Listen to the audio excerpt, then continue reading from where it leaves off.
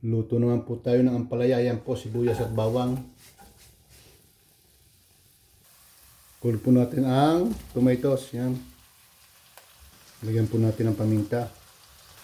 Lagyan po natin sa nor cubes. At konting pates yan. Simple. Lalagyan natin yan ng egg. Haluin po natin yan ganyan.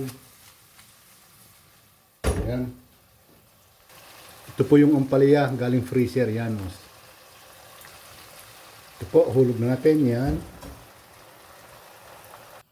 Lagyan po natin ng kalahating basong tubig. Yan. Yan po, hulugan na natin ang ating egg. Yan. Halo lang po. Medyo matabang po sa paminta. Lagyan natin. At huli, yan po. Luto na po ang aking ginisang ampalaya. Napakasarap po niyan yan. Okay. Thank you po for watching and subscribe po mo po. Bye bye po.